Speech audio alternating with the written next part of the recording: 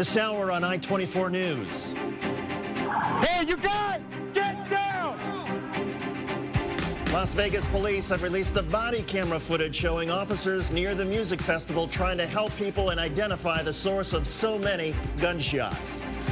Meanwhile, the gunman's girlfriend has been seen in a wheelchair and being pushed through Los Angeles International Airport, where FBI agents were waiting to talk with her. Plus, there are new reports that President Trump is unhappy with Israeli Prime Minister Benjamin Netanyahu and says that Netanyahu's been a bigger hindrance to peace talks than Palestinian leaders. Plus, I'm not going to deal with petty stuff like that. Secretary of State Rex Tillerson denies reports that he called President Trump a moron. So what is the relationship like now? We'll have a full report. From the I-24 News Studios in Times Square in New York, this is Crossroads with David Schuster and Michelle McCory. And hello, everybody. Tal Heinrich is in for Michelle. Great to have you here. Great to be here. The FBI is now questioning the girlfriend of the Las Vegas gunman, Stephen Paddock. Authorities want to know, if anything, Mary Lou Danley knew about her boyfriend's plans, and they're hoping she can help them fill in the blanks about his actions in the days leading up to the shooting. Danley arrived at Los Angeles International Airport earlier Wednesday from her native country of the Philippines. Her family told a television news outlet in Australia they suspected Paddock sent her there so she would not interfere with his plans. All of this comes as we get our first look inside the hotel room at Mandalay Bay that Paddock turned into a sniper's nest. Meanwhile, President Donald Trump visited Las Vegas on this day to pay his respects to the victims, their families, the doctors, and law enforcement. Daniel Backus has the story.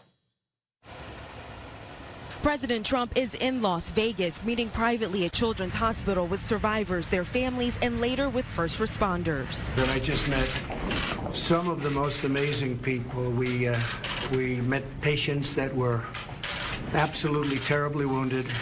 Stephen Paddock's girlfriend, Mary Lou Danley, is now back in the United States, met by federal agents when she arrived in Los Angeles from the Philippines. Authorities calling her a person of interest who may hold key information for their investigation into the deadly shooting. Her sisters say she was not involved. He sent her away so that he can plan what he's planning without interruptions. Investigators now giving us a glimpse inside gunman Stephen Paddock's sniper den. The arsenal including shotguns, pistols, and assault rifles. This magazine clip able to hold up to 100 rounds. Under a plate on this room service cart, a surveillance camera, another one set up inside his room. So that the suspect could watch as law enforcement or security approached his room. Hey, they're shooting right at us, guys. Everybody stay down. Stay down. Newly released body camera video shows officers rushing people to safety. The barrage of bullets lasting up to 11 minutes. Wednesday, more faces and names of those 58 innocent lives lost revealed. Heather Melton of Tennessee is crediting her husband, Sonny, for her survival. He just kind of wrapped his arms around me from behind, and we started running. And that's when I felt him get shot in the back.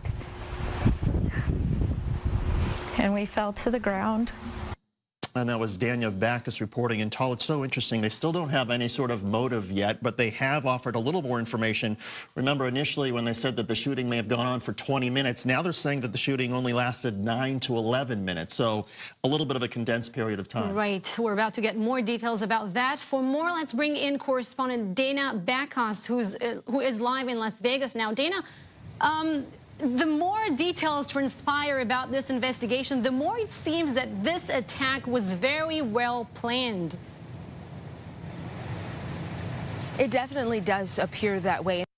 Not saying, though, if that's the case, because they do not yet have a motive. We do know that investigators are now questioning Stephen Paddock's girlfriend. She is now back in the United States from the Philippines. She was met by federal agents last night at the airport in Los Angeles, and we're told that she's been with them for most of the day answering those questions. You may remember initially after the shooting, she was called a person of interest. Authorities saying that they spoke to her and that they determined that she wasn't involved in this shooting at all. And then just yesterday saying again that she was a person of interest and they needed to talk to her. So right now it seems like she's going to be key to this investigation, key to letting investigators know what the motive is or if she even had any warning that this attack was coming. Danny, has there been any reaction to President Trump? He talked about the United States being in mourning and standing shoulder to shoulder with the victims and all the first responders, of course, in Las Vegas. How did his trip go over? You know, I do not know how his trip went over here. I am close to the Mandalay Bay Hotel where that shooting happened, and I haven't really come across many people walking down this way anymore. It seems like there's a lot of car traffic, but not a lot of foot traffic. So I haven't been able to actually speak to people here and get their reaction about how they feel about his coming and how they feel about his response to what happened here. Dana Bacchus from ABC News, thank you so much for this information. For more, let's bring in Tick Sigerbloom, a Nevada Democratic state senator who joins us over the phone. And you, I understand, didn't want to be anywhere near President Trump on this day? Yes, I have to say, I think Nevada's grateful that he came, and he seems to have been fairly respectful. But the reality is he can't overnight change who he is, and I think he's done enough to inflame this country that I would hold him at least partially responsible for what happened. You hold him partially responsible for what happened on this day, even though nobody knows what the motive was behind the shooter? Well, I mean, at the end of the day, we know that something's going on in this country. All these shootings, they've occurring more frequently, and it goes to the whole tone of the country. And I mean, you can't get away from the fact that he has just created divisions and seems to revel in exacerbating divisions, which are not good. Senator, the president said that the U.S. will be talking about gun laws as time goes by. Do you think President Trump can be a game changer in the push to combat gun violence? Well, he could. That's certainly. I mean, just like Nixon going to China, he could be the one that did it. But all things I know about him, there's no way in hell he would be that way. I mean, he's determined to I said, focus on the divisions, and guns and gun legislation is one of those divisions that is just a bright line that certain people just will, I will kill before you'll get out of my hand is one of the slogans, I think. Well, that's certainly the case in Nevada, and I know you're a Democrat, but you must be so frustrated with, I mean, Nevada has one of the most lax gun control laws in the United States. We do. The voters actually approved restriction last November, and our Republican Attorney General and Republican Governor refused to implement the law. So it is very frustrating. But it's one of those things. It's like gay marriage and like marijuana. History's on our side. We just have to keep pushing. Has this event changed public opinion in your sense in terms of Nevada and where the state may be going in terms of gun control? It's really too early to tell, but at least it's keeping it at a high level. As I said, last November, in the last election, it was a big issue, and it was on our agenda, and we thought we had accomplished something, and then, of course, we were let down. So now I think it's back on the agenda, and I think hopefully it will stay on the agenda to the next election and in the next legislative session. What do you think the state of Nevada should do or can do in order to ensure the safety of citizens and visitors in future unusual security situations? Well, we usually start by the gun show loophole. I mean, we have a tremendous number of gun shows here in Las Vegas. Those should require background checks, obviously. Our congresswoman today just introduced a bill to eliminate that mechanism which you can put on a semi-automatic to make it like an automatic rifle. We could also, I don't see why we couldn't have something where after somebody buys 5 guns or 10 guns that there's some kind of a stop, and you have to at least talk to the person to find out why you would want to have 20 guns or 30 guns or 50 guns.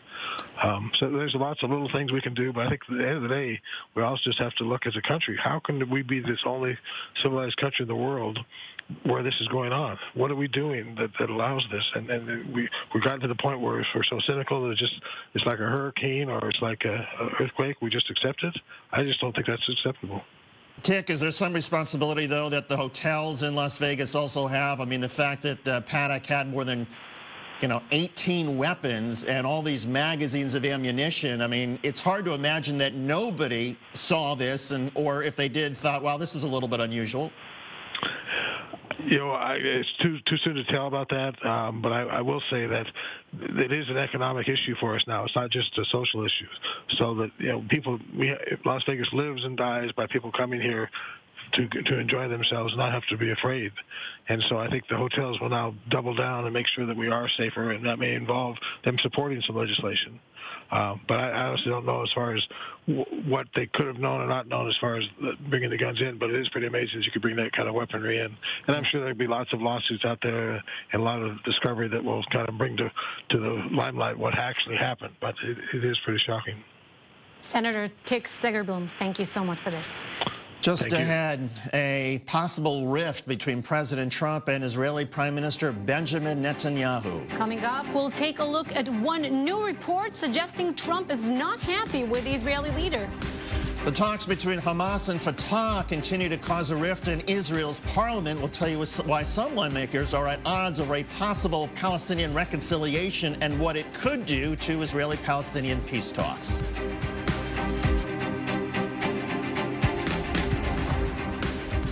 Welcome back. You're watching Crossroads here on I-24 News. President Trump thinks Israeli Prime Minister Benjamin Netanyahu is more of an obstacle to peace efforts in the Middle East than Palestinian Authority President Mahmoud Abbas. This remarkable report comes from the Israeli publication Haaretz, which spoke to a Western diplomat briefed on a meeting between President Trump and UN Chief Antonio Guterres. The source telling the newspaper that Trump said he was dismayed with leaders on both sides of the peace talks, but that Netanyahu was a bigger problem than Palestinian Authority President Mahmoud Abbas. I-24 News correspondent Yoav Borowitz joins us now from our headquarters in Tel Aviv. And Yoav, any response from the Prime Minister's office about Mr. Trump's alleged comments during his meeting with the UN chief?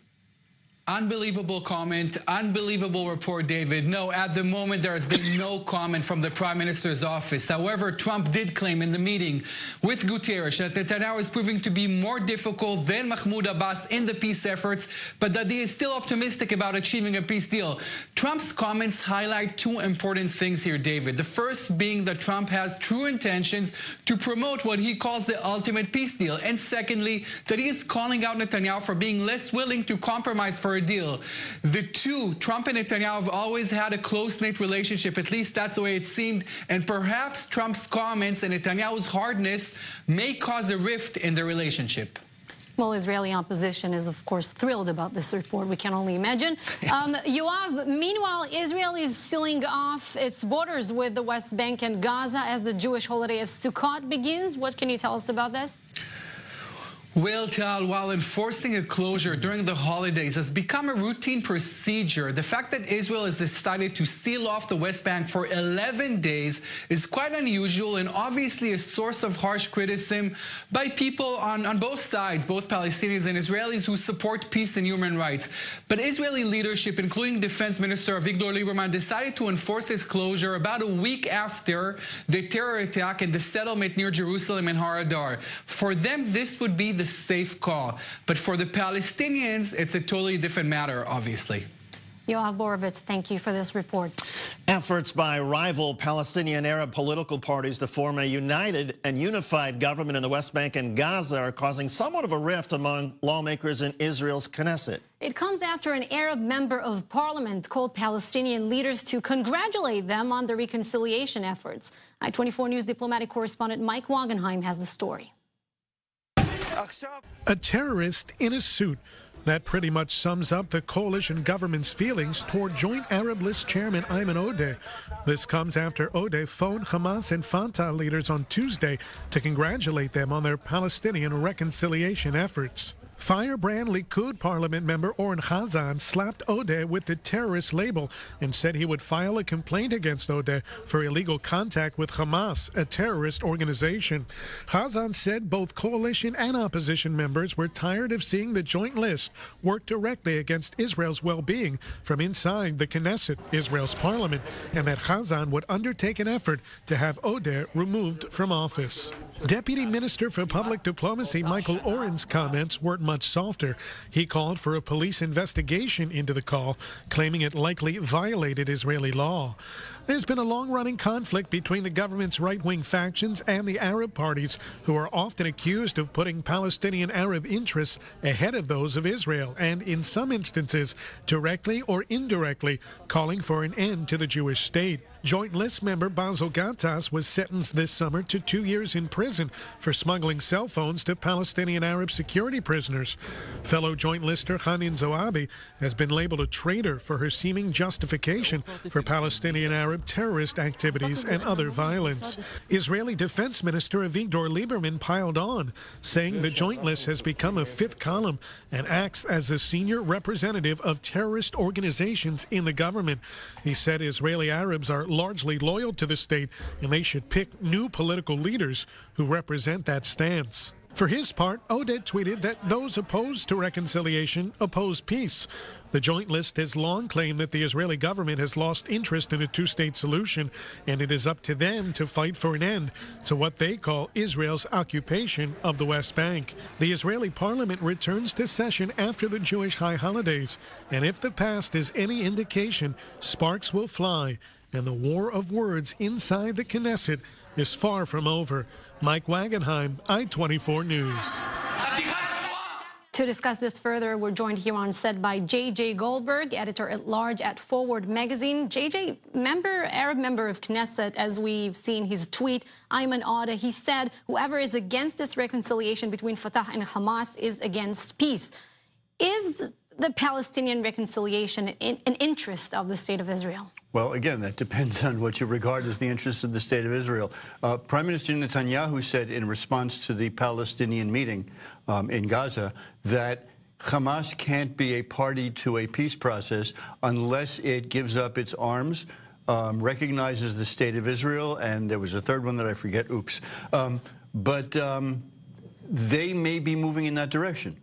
I was talking today, I guess it was, or yesterday, to a former head of the Mossad, Ephraim Halevi, who believes that the step that Hamas took over the last month in accepting a Palestinian state in the 67 borders is precisely what the PLO did in 74, accepting that. Israel then called it the salami tactic, but the PLO calls it its first step toward recognizing Israel, accepting the idea of division. Hamas took the exact same step this week, in the middle of September, and it may be the beginning. Now, we've seen these efforts at reconciliation between Hamas and Fatah before, and they've always fallen apart, largely, well, partly because they wouldn't give up their military wing, and partly because they wouldn't accept Israel's existence.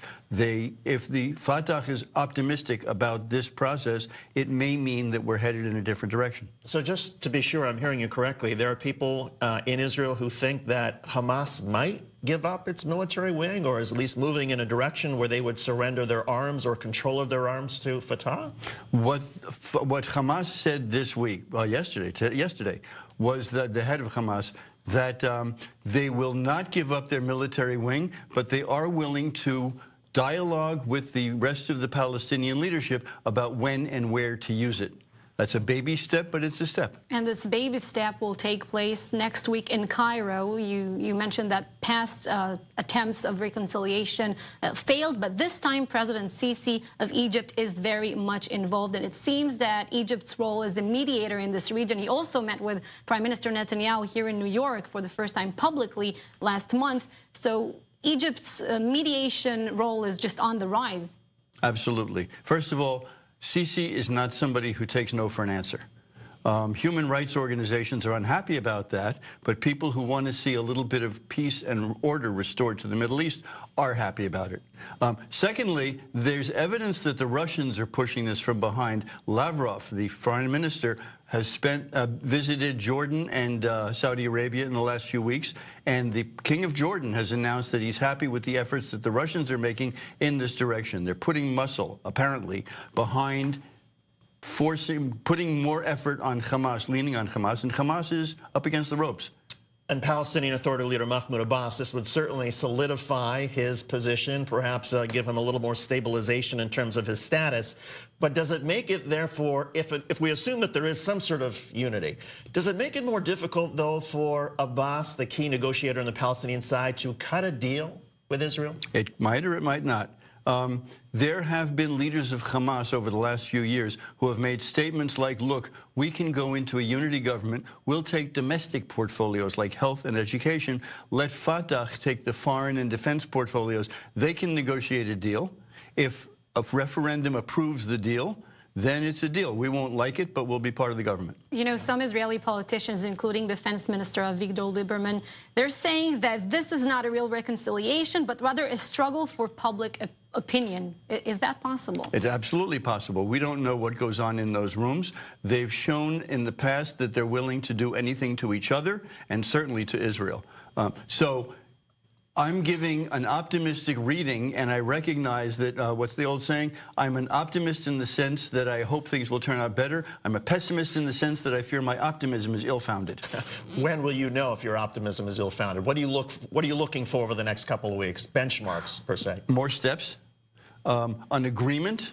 The Palestinian Authority is supposed to be able to put its ministers in Gaza and put them in charge of the ministries. This puts thousands of Hamas bureaucrats out of work. They've got to figure that out. Somebody's got to come up with the money to keep them paying their rent. And the last time that there was an effort to put Fatah people in Gaza in charge of the border crossings, that was a very limited thing, they were driven away by Hamas gunfire.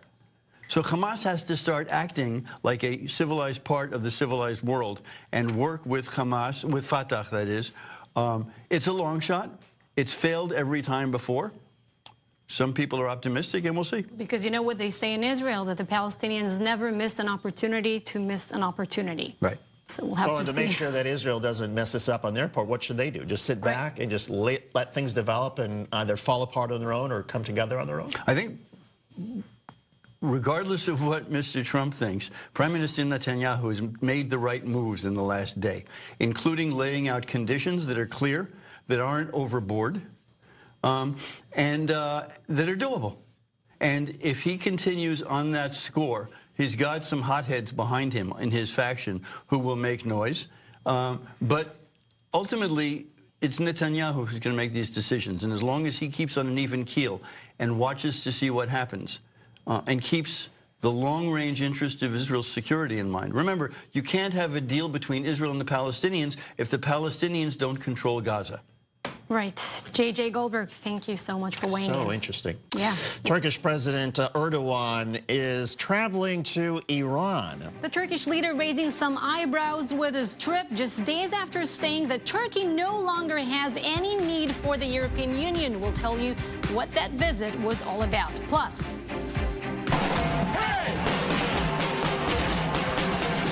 there are growing concerns for the people of Catalonia after the European Parliament has sided with the Spanish central government as Catalonia's leaders prepare within days to declare their independence.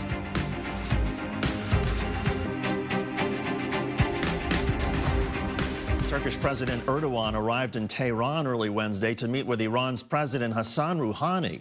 the two leaders met to discuss their next move following last week's Kurdish referendum.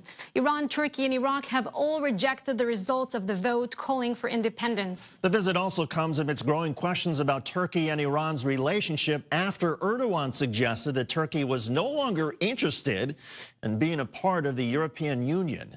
Meantime, Turkey is blaming the deaths of 4 of its soldiers on Kurdish rebels. Ankara says the soldiers were killed by a roadside bomb planted by the rebels inside Turkey. It happened in southeast Turkey near the country's border with Iran and Iraq. The region is home to Turkey's Kurdish minority, currently fighting another battle for independence. And there's more trouble for other regions looking for independence, this one in Spain. European leaders are facing criticism after declaring that Spain's government used a proportionate amount of force in the aftermath of Sunday's referendum in Catalonia. Senior international affairs correspondent Owen Alterman has more on the mood in Catalonia.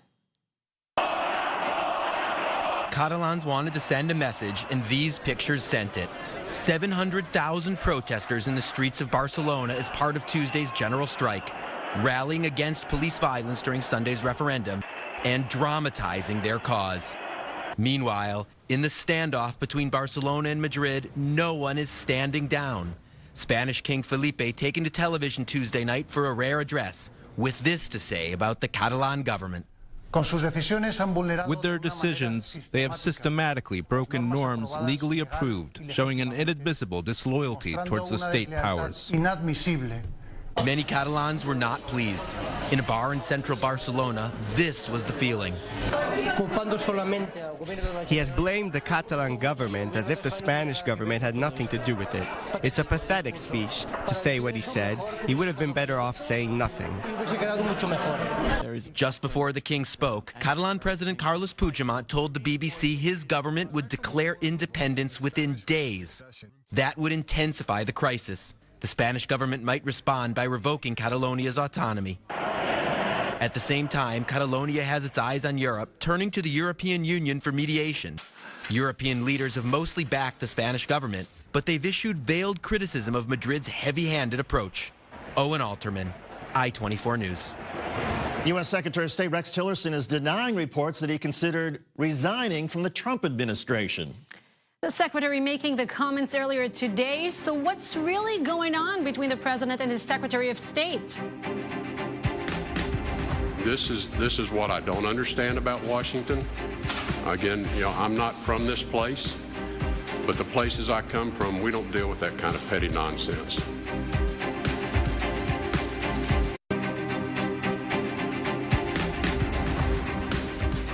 Secretary of State Rex Tillerson is denying that he ever considered stepping down from his post at the State Department. The secretary's comments came after NBC News reported that Tillerson called President Trump a moron and was fed up with the president's actions and even questioned the commander-in-chief's intelligence.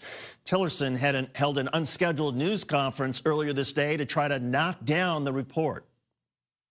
To address a few specifics that have been erroneously reported this morning. The Vice President has never had to persuade me to remain as Secretary of State because I have never considered leaving this post. For more, let's bring in senior diplomatic correspondent Nina Larson. Nina, just this past week, President Trump appeared to undercut Tillerson's authority on North Korea. What can we read into these reports? Well, I think we can read quite a lot into them, Tal. They're coming from reputable American news sources, and everyone saw over the weekend this happening in real time. Rex Tillerson was in China on a very, very critical visit with Chinese leadership, and he said publicly for the first time that the U.S. has some kind of back channel to North Korea and that they are really, really pushing for direct talks with Pyongyang over their nuclear program. But then the next day, President Trump completely undercut his Secretary of State's comments, tweeting that Rex Tillerson was, quote, wasting his time. So no matter what comments we've seen today to the press from Tillerson, reading between the lines and seeing what's going on publicly between the two doesn't look very good. And Nina, there have been reports earlier in the year that Tillerson was upset with the White House and the way the White House was trying to micromanage staffing and other issues at the State Department, right? Absolutely. We've got to remember Rex Tillerson was a very, very high-level businessman running one of the biggest, I think the biggest oil company on the globe. And he isn't used to being any kind of subordinate. And progress has been very slow at the State Department. There are several senior-level posts still left unfilled. Trump was apparently very frustrated with this. Tillerson was conducting exhaustive reviews. But at the end of the day, you've seen those public comments. I've never seen anything remotely like this. The Secretary of State having to come out and defend himself against these kind of media reports. There's usually very, very little daylight between the U.S. President and his Secretary of State. Even if we look at great rivals, President Obama and Hillary Clinton, they really got down to it and worked together, and there was nothing like this. Mm-hmm. Nina, the story comes at a very sensitive time as well. What can you tell us about the relationship? That's absolutely right. What can you tell us about? Tal, for whatever coordination we're seeing publicly and these public statements by Tillerson to try and reassure people, there could be a greater motive here. There are two very key foreign policy issues at critical junctures at the moment: North Korea and the Iran equation, of course. The deadline for the recertification by the U.S. for the Iranian nuclear deal comes up on October 15th. And this is another area where they have differing opinions, Tillerson and Trump. Tillerson has been saying all along, look, this is an imperfect deal, but it would perhaps be worse to throw it out altogether. But we're also hearing a lot of reports that President Trump might not recertify it. And that deadline's coming up in about 10 days. So in a professional sense, Rex Tillerson perhaps is sticking around to give the administration and the State Department some semblance of stability. He's put in a lot of spade work here on both these issues, and I think we really just have to wait and see. I think this is going to be a developing story. Indeed. Nina Larson, thank you so much for this.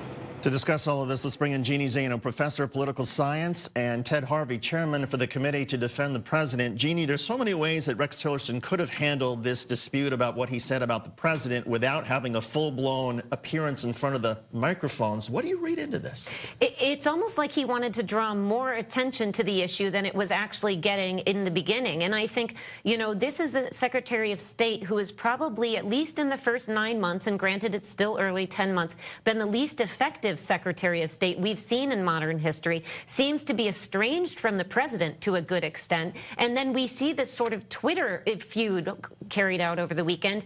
And on the heels of that, these reports, and he's coming out and denying them. So, you know, in my mind, I think this does not bode well for where the White House is right now. And as Nina just mentioned, we've also got a State Department well understaffed and a Secretary of State who doesn't seem to have his feet on the ground in terms of what he is going to focus on. The first thing he focuses on really is North Korea, and the president comes in and says, you're wasting your time. That's got to be over Twitter. Over Twitter. That's the main issue That's an enormous blow, I think, to any Secretary of State. Ted, your thoughts? Well, I think the media is blowing this way out of proportion. I think what you saw was a report coming out of the media that's saying that there was an issue, and there had no sources that would come out and say who they were that was making that accusation. I think the president came out and said, that's ridiculous, and then you had the Secretary of State come out and say that was ridiculous. I think what you saw the Secretary of State do this afternoon was to make a very strong and bold statement saying that the media narrative that's going on about what's going on between the Secretary of State and the President is totally inaccurate, and that the working relationship is fine, and the media's got this one wrong again. But, you know, it might have made things worse for him standing in front of the cameras there, because what everyone now is citing is the fact that he did not deny calling the president a moron.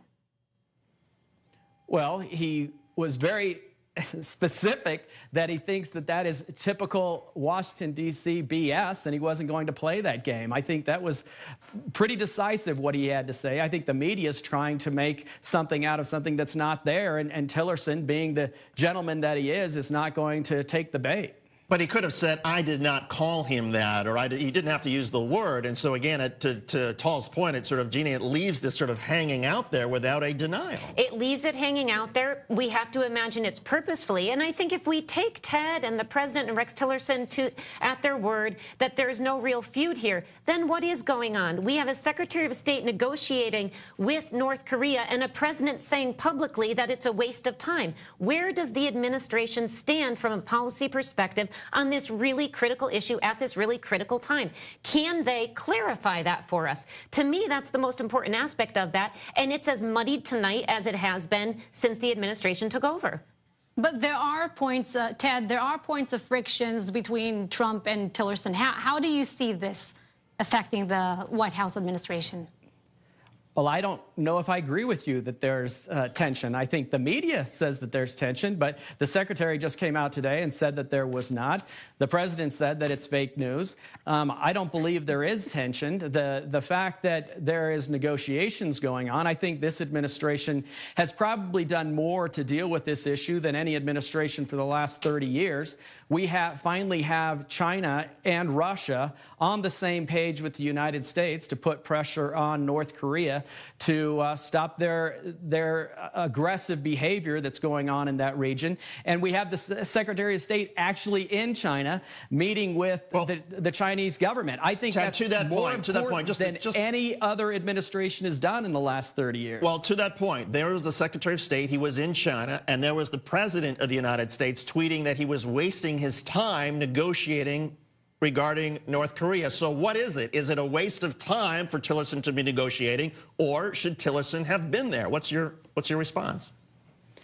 Well, I think that what you see is the president being the negotiator that he is and trying to draw people in one direction and going in a different direction. I think that the media doesn't understand what this president does when he tries to play them like cats with a razor pointer. And I think that is what he is doing with this situation, and he's doing it with the North Koreans as well. Jeannie, what about the good cop, bad cop argument? Well, we don't understand because he doesn't tell us. I mean, he on the one hand tweets that's a waste of time and his Secretary of State is there. And then when people say, well, there's a rift, he says, no, nothing to see here. So which is it? I mean, if you want us to know, tell us, but don't say we don't know and we're confused. Tillerson did come out and tell you. No, but the president came out today.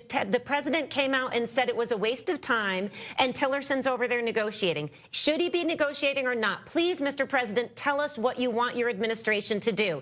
That's a pretty simple answer he can give. You support your Secretary of State or you don't. You don't try to have it both ways on Twitter to play to your base and have the Secretary of State over there negotiating in secret. I mean, you know, you're laughing and I see it, but it's not comical. It's a serious situation. No, I'm laughing at your comment that he's playing to his base. What do you think his base wants? Do you think his base wants to have a war with North Korea? Absolutely I mean, that's a not. ridiculous comment for you to make. Then what are you saying? But you did. You said he's playing to his base. I said he's playing to his base by saying that we're not going to negotiate. He's going to take strong action. How is that playing with his base? Because that's what his base has wanted. His base wants a tougher foreign policy where the United States doesn't negotiate with dictators or regimes. But you know what? We're going to continue this debate. I don't think you understand the Trump base. I am the Trump base. Well, and that is not what the Trump base wants. I don't think you understand who elected the president. Then the Trump base is confused by the president as well. But we're going to leave it there. Ted Harvey and Jeannie Zaino. I know thank you both so much for coming on. We appreciate it very much. Fascinating discussion. Thousands of Syrian refugees continue to be at risk of being abused or worse. But up next, we'll tell you how some of them may be able to seek justice. Plus, it was a cultural treasure smashed to pieces by the Islamic State, but now the famed Lion of Al-Lat has since found a new home.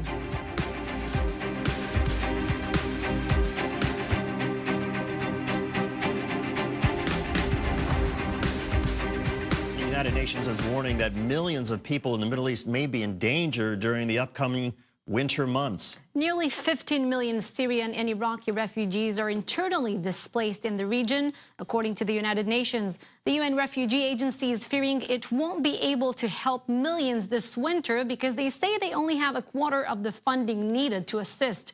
Last year, families in Iraq struggled with no heat and power outages.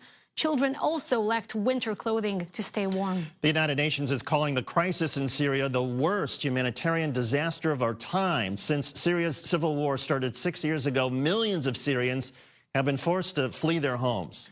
The United Nations says about 5 million Syrians have left the country. More than 6 million are internally displaced. 30 million are in need for some form of assistance.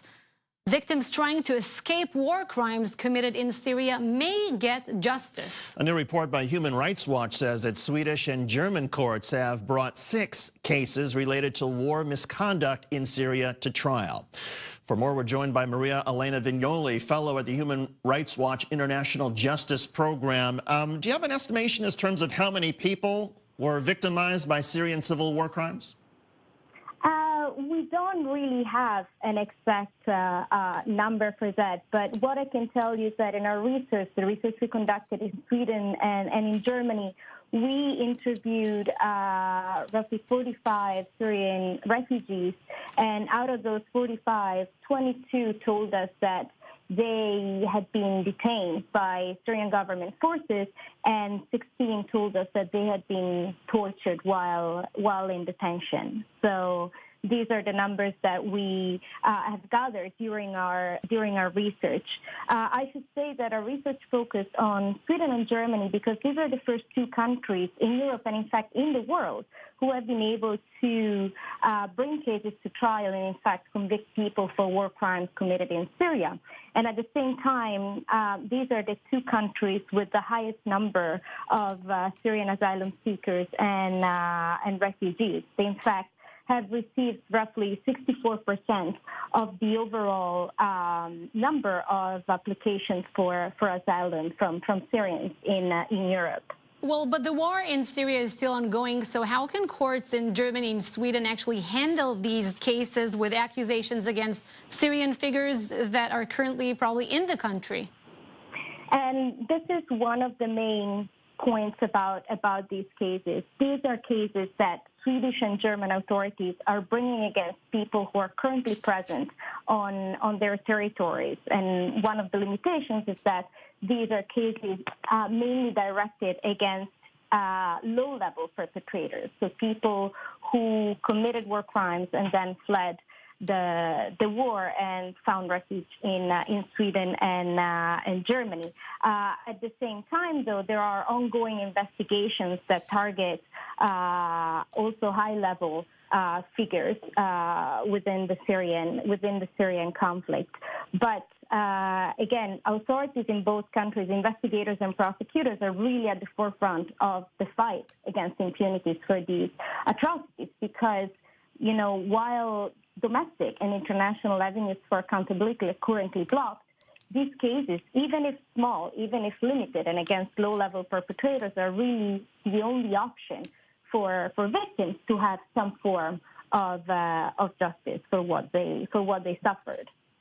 Maria Elena Vignoli, fellow at the International Justice Program at Human Rights Watch. Thank you for being on. We appreciate it.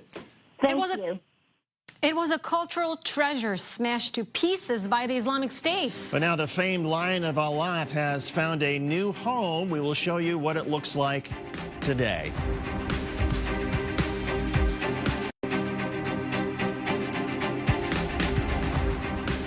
It's one of Syria's most prized artifacts, a 3-meter-tall statue of a lion that once stood at the entrance of Palmyra. The priceless artifact was destroyed by Islamic State 2 years ago. It has since been restored to its former glory. Our culture correspondent Maya Margit has the story. For millennia, the Lion of Alat stood guard in Palmyra, one of Syria's most famous artifacts, unique, weighing 15 tons, and smashed to pieces by the Islamic State.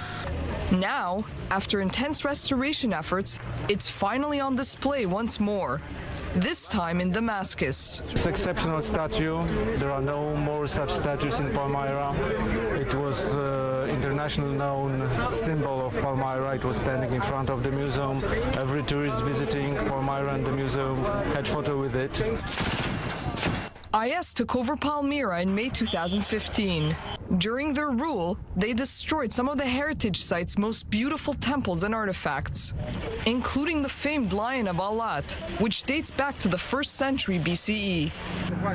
After painstaking efforts and with funding from UNESCO, archaeologists managed to return the ancient statue to its former glory. But the road to Damascus was not an easy one either. The major difficulties were when we were carrying the statue in Palmyra. We had 3 attempts. 2 of them failed. The Lion of Alat did not want to leave Palmyra. It stuck to its land and its old place. Though it will stay at the National Museum of Damascus for a while, antiquities experts hope to return it home in the future. It will stay in Damascus in the short term. In the long term, we may return it to its place that it was founded, in Palmyra. Although not yet home, the Lion of Alat is standing proudly once more. Maya Margit, I-24 News. Investigators in the Netherlands are reopening the case of the Nazi discovery of Anne Frank in her Amsterdam home during World War II. It comes after investigators uncovered thousands of documents that they think will finally shed light on how the Nazis found the Jewish girl and her family's location before sending them to a concentration camp. What we want to do is start with a blank sheet and investigate all possible options. So we're looking at hundreds of scenarios, not only betrayal, by the way. Frank was discovered on August 4th, 1944. After 2 years in hiding, she was only 15 years old. The circumstances around her and her family's capture remain a mystery. And that does it for this hour of Crossroads. Let's stay with us on I-24 News for much more, including the latest on the investigation in Las Vegas. Police say that the shooting Sunday night only lasted between 9 and 11 minutes. They say that they've recovered a total of 43 weapons from the shooter. And this was a day when President Trump spent some time with the victims, their families, doctors, and police. We'll have full reports after this when I-24 News continues.